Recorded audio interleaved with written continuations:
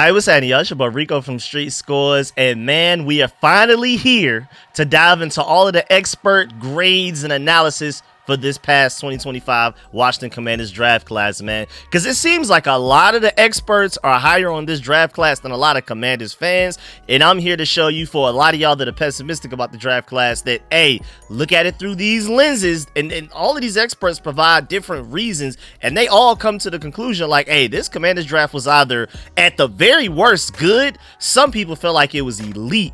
Again, like you saw even in the title, you have Mel Kiper saying Josh Conerly would have been a top 5 pick in the 2026 draft if he would have stayed one more year. We're going to dive into all of that and more. We're going to separate it by overall grades for the entire draft and overall analysis. Then we're going to have a section where it's purely Josh Conerly. Then we're going to have a section of Trey Amos. And then we're also going to have a section of all of the rest of our draft picks. And of course, a lot of people love the Ja'Cory Krosky-Merritt pick in the 7th round. And before we get to all of that, I also have a fun fact for you that I will give to you at the end of the video. But make sure you still follow that like button, still follow the subscription button, and still follow the bell next to that subscription button so you get notification each and every time I release an informative and opinion video just like this one. Stay tuned for more content. Really appreciate y'all. Let's go and dive into this video right now, man. Let's get it. Adam.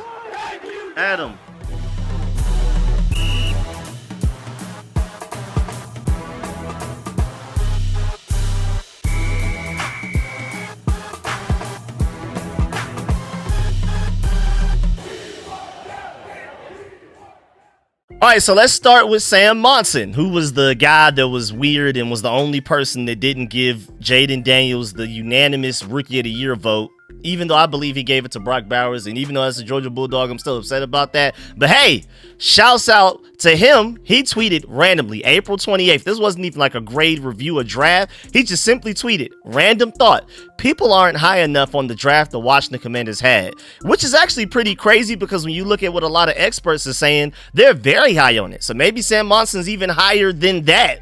Over the general consensus is already really high on the Commanders draft. Again, let's keep it going. Todd McShay was completely in love with our draft. He has a whole minute and 12-second clip that was taken from his show where he's breaking down a lot of the draft classes around the NFL. And he basically said that Adam Peters killed it, especially with the fact that we only had 5 picks to work with.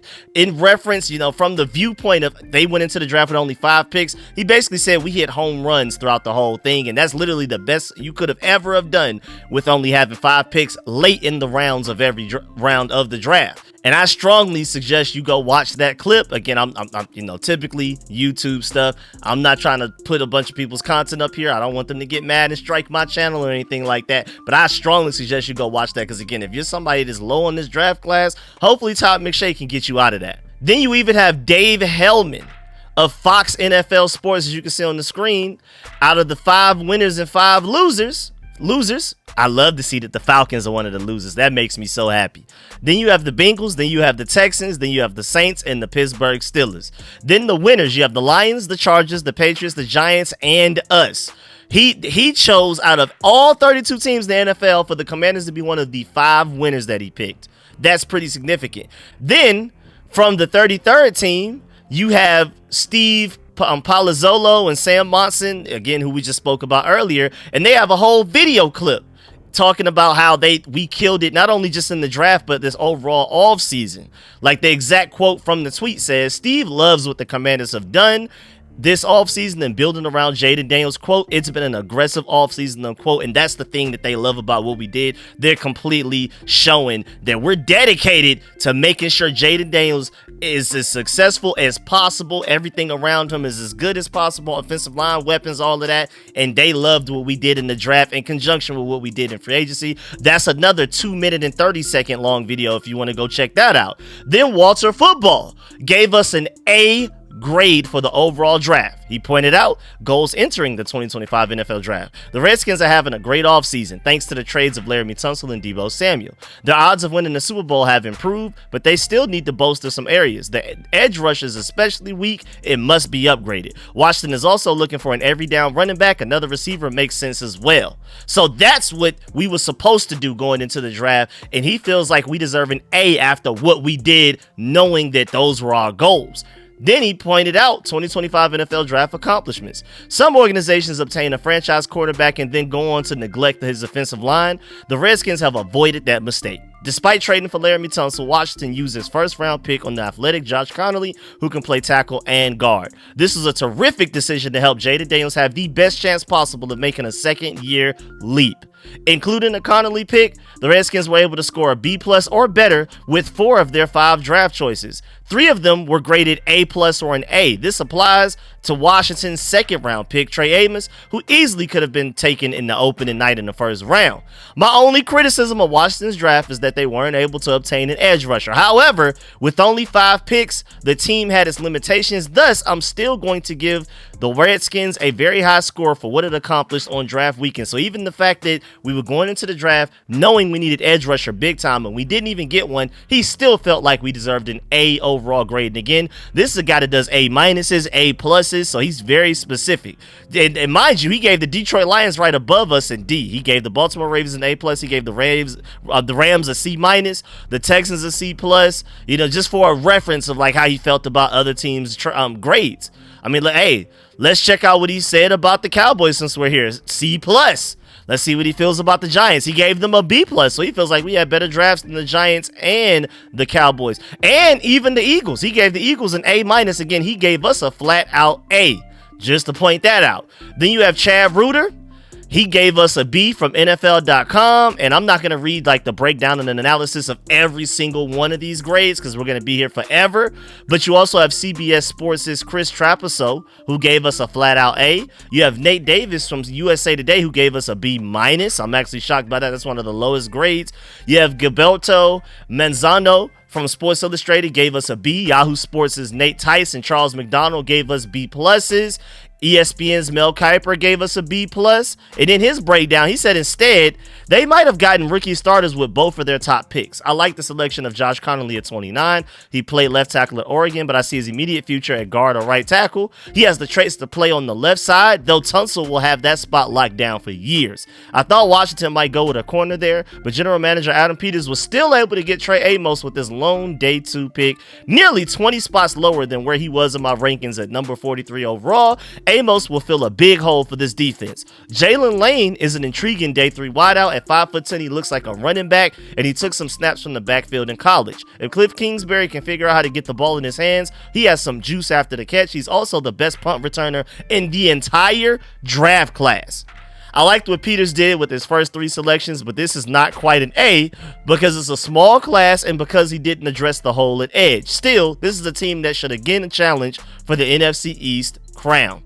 Then you have Pro Football Focus. They gave us a B+ along with the whole full breakdown there. Associated Press, Rob Mahdi gave us a B+ as well. So that's somewhere of the range, somewhere like B+ to like A- is what generally most people feel like we deserve to be. And just to let you know, for Pro Football Focus with the B+ they gave us, they broke down and analyzed every single draft pick, just in case if you wanted to go check that article out. And then you have the NFL Stock Exchange with Trevor Sikkema and Connor Rogers. Trevor Sikkema gave us a B. Connor Rogers gave us a B+. And then you also have this Sharp Football analysis. And based off of his board, as you can see on the screen right now, looking at his chart of the most valuable 2025 NFL draft classes, we were 11, only behind the Bills, Ravens, Steelers, Buccaneers, Chiefs, Giants, Eagles, Cardinals, Browns, and Falcons. Again, he has a different big board from most other people because, again, like you saw earlier, Fox Sports felt like the Falcons were one of the bigger losers of the draft, but Sharp Football analysis has them ranked number 1 as their biggest winner, which is interesting. But again, we're at the very least 11th, which if you're looking at like overall throughout the NFL, you have 32 teams, that's somewhere in that B+ range, in his opinion, I guess, if he had to give out grades. Then you have Pete Prisco. He said, who were the Commanders' best and worst draft picks? And in that breakdown, he said the best pick, I like second-round corner Trey Amos. He gives a player who can allow them to move Mike Sanderstill back inside the nickel. Amos has talent and ability to lock up in man coverage. And then the worst pick, I want to point this out for a reason. He said it's not really any one pick in particular, but it's just trading away picks to land veterans like Laramie Tunsil and Deebo Samuel. That's good for the short term, and I like the trade for Tunsil more than Samuel, but it can come back to haunt you later on. But his point is that for every NFL team, when he gives the worst pick, he typically gives like an actual player that was drafted. But we had such a good draft in his opinion that he couldn't just point out any particular player like that was not a good pick. He had to default by saying, hey, the fact that they didn't have enough picks. And then he gave the overall skinny. He said they landed a young offensive tackle with a lot of upside in the first round with Josh Conerly Jr. He will compete right away to start. With a young quarterback, you can never have enough good linemen. Getting Amos in the second round was a nice pick. They didn't have a lot of picks because of trades for veterans, but did a solid job with what they had. That's kind of the general theme of what everybody's saying. And then moving on to first round 2025 NFL draft grades, in particular to Josh Conerly. First of all, you have longtime offensive lines coach Mike Tice. He said that Conerly was the best offensive lineman in the entire draft. Forget tackle, forget guard, forget center. Offensive lineman, period. Long-time offensive lines coach. If anybody knows it's him, he felt like Josh Conerly was the best offensive lineman in the entire draft. He feels like the Commanders getting him at 29 was a huge steal. This is not even a Commanders fan, Commanders reporter. This isn't even on a Commanders show. He's on Football 301 with Nate Tice, his son. And they have their own show. They're breaking down the draft. And he went out of his way to say that Josh Conerly was the best offensive lineman in the entire draft. And then you also have Mel Kiper. He said, quote, one more year at Oregon and Conerly is likely a top 5 pick in the next draft, unquote. And mind you, this upcoming draft is supposed to have a bunch of quarterbacks, similar to our draft where we got Jaden Daniels and the Bears got Caleb Williams, the Broncos got Bo Nix, the Falcons got Michael Penix, a lot of Drake May went to the Patriots, and a lot of people love that quarterback class. A lot of people feel the same way about this upcoming class in 2026. So for him to feel like Josh Conerly deserves to be a top 5 pick over a few of those quarterbacks is very high. Not only does he feel like Josh Conerly would have been the best offensive lineman in that class, but even worthy of going before a lot of those potential franchise quarterbacks.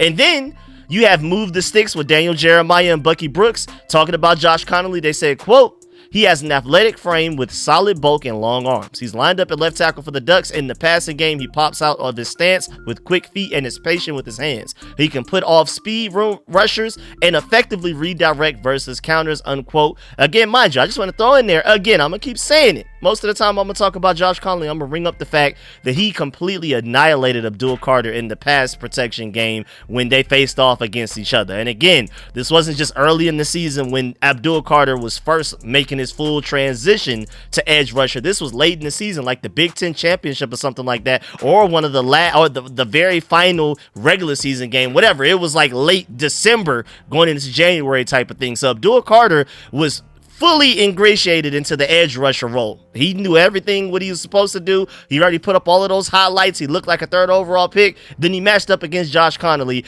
and had 0 pressures, no quarterback hits, of course, no sacks, no nothing. Worst game of his edge rusher career, at least 2024 wise. And again, we just drafted the offensive lineman that did that. And then Brian Baldinger, you know him, man. He only fires up those bad quality film sessions on Twitter if he's really passionate about a player, and he did one for Josh Conerly. He didn't do it for every first round draft pick, but after we took him, he got really excited. You can hear the passion in his voice. The whole 1 minute and 41 second film session breakdown of him locking down Abdul Carter. That's why I wanted to bring him up there. And then even moving on, Walter Football gave us an A grade for drafting Josh Conerly. He said the Redskins acquired Laramie Tunsil, but they still needed more offensive linemen. They were rumored to like Tyler Booker, but Josh Conerly makes sense as well. Conerly is a very athletic lineman who can play tackle and guard. This versatility will definitely help the Redskins, and I'm sure Jaden will be happy about this. I'm sure he will be too. Then Yahoo Sports gave us a flat-out A for him as well. They said Conerly could have been drafted a whole lot higher than this, but for whatever reason, he fell to the end of the first round. Laramie Tunsil and Conerly will be massive upgrades for the Commanders at offensive tackle and gives them a chance to end up with top-tier bookends for a year or two, or maybe even beyond that. And mind you, I mean, forget what the experts are saying. Adam Peters said to Josh Conerly that they started sweating by the time the Bears were picking in the draft because they were afraid he would go as high as that, or thought that there would be like a run on tackles and he wouldn't be nowhere near available by pick 29. So they feel like they got the steal of the first round by getting Josh Conerly. Then you have NFLdraft.theringer.com, and they do like a whole comprehensive breakdown. Like, you should see this. Matter of fact, I'll show you on the screen right now. And it's crazy because even beyond what you see, there's even more stuff further down, but we're not going to read all of that. But I did want to screenshot it and show you as much as I could. But they said, first of all, you can see they gave this pick an A. They said this pick makes a ton of sense for the Commanders, who added a talented rookie opposite the newly acquired Laramie Tunsil. Conerly, my 21st ranked player, was a burly frame but light feet, blocking with good balance and recovery skills. He can start at right tackle early on and then give this team a long-term starter on the blind side if Laramie Tunsil ends up leaving. This is a nice boost for quarterback Jaden Daniels. And he even just talked about like shades of Paris Johnson Jr. as like a comp. Smooth footwork, short area quickness, infinite upside. Infinite upside is all I want to hear, man. And again, I mean, they do like a full comprehensive breakdown of a bunch of stuff that you can't even see in the screenshot because it's a really long page of it. If you want to go check that out again, you have NFLdraft.theringer.com/draft-grades. Then moving on, you have StadiumRant.com. They gave us an A for that pick as well. They said the Commanders might have traded for Laramie Tunsil, but why did they use a first-round pick on Josh Conerly? Well, number one is the Commanders' O-line is still a mess on the right side of the ball. Number two, Conerly has versatility, and he can be plugged in at guard while Cosme recovers from torn ACL. Highly doubt that, though. Josh Conerly starting at right tackle day one immediately. Number three, he helps protect Jaden Daniels, and there's nothing wrong with a franchise doing that unless they reach like Dallas did earlier for Tyler Booker, and I kind of agree that they did reach on that, but hey, I'm happy about it. You even saw Michael Parsons originally like, why did they take him that high? But then they spoke to him and they liked him a little bit more when they learned his mentality. He may be a little raw, but in time, Conerly could be a nice blocker for the long term. Then you have 33rd team. They gave us a B+ for the grade, and then they broke down like his positives and negatives, but they said team fit wise, the Washington Commanders needed either a left tackle of the future or a challenger for Andrew Wiley at right tackle. Josh Conerly can definitely be that. He needs some time to address his overall strength, but his athleticism and instincts are NFL ready. Picking Conerly over Josh Simmons could prove to be a bold move either way, and hey, I'm happy we did it. I like Josh Simmons a lot, but I'm really intrigued by Josh Conerly. Then thescore.com gave us a B+. They said the Commanders fans are hoping for defensive players. Maybe are disappointed a little bit with this pick. Still, it's hard to have too many issues with the team doing everything possible to protect this young quarterback. As you can see, that's a common theme amongst what people are saying. You can never go wrong with making sure your top 5 quarterback in the NFL, your franchise elite quarterback is happy and well protected. Trading for Laramie Tunsil was the first big move on that front, and then Conerly should be a nice bookend at tackle. Washington can go all in on defense day 2. So this is before we even finished out the draft. And then you have FanSided. They didn't even give grades, but they said that they absolutely love the Commanders playing it smart after a pretty flashy offseason. Reigniting the run game and giving Jaden Daniels more room is paramount, and Conerly with Tunsil can help do that. Then you have Fox Sports. They gave us a B. And then you also have USA Today. They gave us a B for the pick as well. And then same thing with Sports Illustrated. They gave us a B as well. And again, with every website, every expert that I'm giving you, there's always some sort of a breakdown. We're just skipping some of them because, again, we'll be here all day. Now to move on to other round picks. And you're going to hear a lot of Trey Amos, but you're also going to hear a lot of Ja'Cory Crosby-Merritt as well. So Mina Combs, literally live during the draft, before we even finished the entire draft, she said her favorite day 2 picks, like the next morning. It was Saturday. We're about to start round 4. She said her favorite day 2 picks: Trey Amos to Washington, Kyle Williams to New England, and Princely U to Carolina. Plus both the Cowboys picks as a Rocco and Rebel Jr. But she pointed out the fact that her top 3 favorite day 2 picks, Trey Amos to the Washington Commanders, was one of them. Then you have the Draft Network. They had an entire article saying who are the 5 biggest steals out of the entire NFL draft. We're talking about all 7 rounds, all 32 teams. Who were the 5 biggest steals? And of course, you guessed it, Trey Amos was one of them.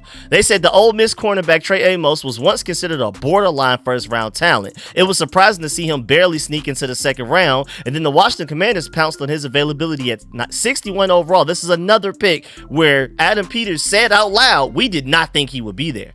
Amos is a lanky, aggressive corner who projects as an ideal scheme fit in Dan Quinn's defense. Amos should quickly compete for snaps opposite of Marshawn Lattimore, and the Commanders got a starting cornerback near the conclusion of the second round. Then you have Louis Riddick. He said that he sees Trey Amos as a future All-Pro. Very high praise there. Then Walter Football. Remember, he gave us getting Josh Conerly an A grade. He gave Trey Amos an A+, which is way higher than any grade that I see anywhere. You would have to go all the way back up to the Texans 48th overall to get to another A+ grade. Matter of fact, right above us, the Denver Broncos taking RJ Harvey. He gave them a D. He gave the Philadelphia Eagles taking Andrew Makuba, the safety from Texas, at 64th overall, a few picks after us, a D as well. Again, Trey Amos, A+. He said another A+ pick from a team in the I-95 corridor, because he's referring to the Baltimore Ravens getting Mike Green a few picks before, as an A+ as well. He said, I've had him in the first round of many of my mock drafts, so I love this pick. The Redskins could have easily have drafted him in the first round. He feels the need to go along with Marshawn Lattimore and Mike Sanderson. I'm telling you right now, this is no longer Walter Football talking. This is Rico of StreetScores. That trio of cornerbacks is going to be some true lockdown, man. People be talking about no-fly zone. That's it right there. Then you have Matt Miller. He did an entire list of his 100 favorite picks of the entire draft, and the Commanders have 2 of them. He has Trey Amos ranked 12th as the 12th best pick as far as value goes and steals out of the entire draft. And then he had Ja'Cory Krosky-Merritt as his 100th favorite pick. And just to let you know what he said for Amos, he said, I have Amos as a round 1 possibility to the Commanders in my final mock draft because of their need for a physical press cornerback. Instead, they were able to get him at the end of round 2. Amos's ability to win at the line of scrimmage and be physical will allow him to shine opposite of Marshawn Lattimore. And then with the ranked 100th in his top 100 picks, even though I feel like Ja'Cory has the potential to end up being number 1 when it's all said and done. I think he's one of the biggest steals of the entire draft, me personally. But again, this is Matt Miller of ESPN. He said there's room for Krosky-Merritt to get onto the field early as special teams return man and a third down back. The scheme fit and need in Washington for a pass catching threat makes this a fun pick. I think he undersold it, but we're not going to dive into that now. I could talk about Ja'Cory more in another video. But then Walter Football, going back to him, he gave us a B+ for the Jalen Lane pick. He said Jalen Lane was projected to go around this range, and the Redskins were projected to draft a receiver despite even acquiring Deebo Samuel. A slot receiver was needed, which is where Lane can play. And again, mind you, like somebody said earlier, Jalen Lane is the best punt returner in this entire draft as well. And then at 4.34 speed, I think he ran, he's also our best deep threat opposite of Terry McLaurin on this roster as well. It's Terry McLaurin and Jalen Lane and really nobody else that can take the lid off of a defense. So this is a guy that's going to wear many hats for us. And then going back to Ja'Cory Krosky-Merritt, Walter Football again gave us an A grade for getting him in the 7th round. He didn't give out a lot of A grades in the 7th round. He gave us an A grade. He gave the Ravens one as well for getting Garrett Dillinger, the guard from LSU. He gave the Tampa Bay Buccaneers an A grade for getting Tez Johnson. Gave the Miami Dolphin one for Quinn Ewers. And then an A+ to the Jaguars for getting Jonah Monheim. And then also an A to the Falcons for getting Jack Nelson. Those are the only A's he gave out in the entire 7th round. And for Ja'Cory, he said the Redskins wanted a running back to challenge Brian Robinson and Austin Eckler. Ja'Cory Krosky-Merritt was somebody who was expected to go at least in the 5th round. So this is great value towards the end of the draft. And I'm telling y'all right now, again, even with all of the praise that Ja'Cory has gotten from these experts, I'm even higher on him than they are. I think this is your lead back, your star, the guy that people want to draft in fantasy next year in like the 1st or 2nd round. I think he's going to ball out that much in this 2025 season. Then when we're doing 2026 fantasy drafts, people are going to be taking them way higher. I'm warning you right now. This is your lead back. This is your star that Jaden Daniels has been looking for since he's gotten to the Commanders. And then also Louis Riddick put out a tweet. Time for the 4th annual list of my favorite non-first round prospects. So ignoring first rounders, he said he tried not to select obvious second rounders as well, because it's like, okay, you're a 2nd round talent. Obviously, you're going to be more talented on paper, at least what we perceive, than some guys drafted after that round 4, 5, 6, and 7. But he said he did this for each team. He tried to find the best pick that each of them had, again, outside of the first round. And he tried to avoid second rounders if possible. And so he also pointed out the fact that these guys could all be significant contributors or even starters within the next 2-3 years. And for the Washington Commanders, his pick was Ja'Cory Krosky-Merritt out of Arizona in the 7th round, of course. And before we go, I just wanted to spin back on the CBS Sports breakdown of our overall grade. Chris Trapasso, who gave us an A, because I felt like what he said was, I feel like it would make you feel better inside hearing this, because he said general manager Adam Peters is a rising star in the industry. That alone made me be like, all right, let me make sure I double back and make sure y'all hear this. He said 2 drafts in, that's safe to say. Conerly was the prudent, albeit non-sexy pick in the round 1. He can start at guard, then eventually bump out the tackle. I think he'll start immediately at right tackle, where he started Oregon. Amos has a high floor at boundary corner, a clear need opposite of Marshawn Lattimore, and Lane is a dynamic slot receiver with 4.34 speed and wiggle post catch. Krosky-Merritt absolutely has the size, cutting skill, and effortless power to be a tremendous 7th round find at running back. I completely agree. Felt like we had to double back for that one, man, because I mean, just the fact that he started off with general manager Adam Peters is a rising star in the industry. And I don't know if y'all saw it, but there was that clip going around that went viral yesterday, as in Saturday, May 3rd, where like Eagles general manager Howie Roseman was talking to Adam Peters. You could just see the mutual respect there, where he kind of looks at him eye to eye like he's on the same level as him. So hey man, Adam Peters is one of them ones, man, and this draft further cemented that. But yeah man, that's the end of this video. Please get in the comment section, let me know if you feel about everything discussed in the video. Please still farm that like button, still farm the subscription button, still farm the bell next to that subscription button so you get notification each and every time I release an informative and opinionated video just like this one. I really appreciate you, man. If you made it this far in the video, shouts out to all of y'all, man. And just in case, for the fun fact, I wanted to make sure I gave this to y'all. Stephen Davis rushed for a club record 1,405 yards in only 14 games for Washington in 1999. 2 years later, he upped that mark, since broken, to 1,432 yards. That is insane, man. I remember Steve, and this is kind of off topic, but since the fun fact was about Stephen Davis, he's one of the players I remember falling in love with as a Redskins fan while little. Like, he was one of the first ones. Like, he literally, I remember when 2K used to still make NFL games, not NBA 2K, NFL 2K.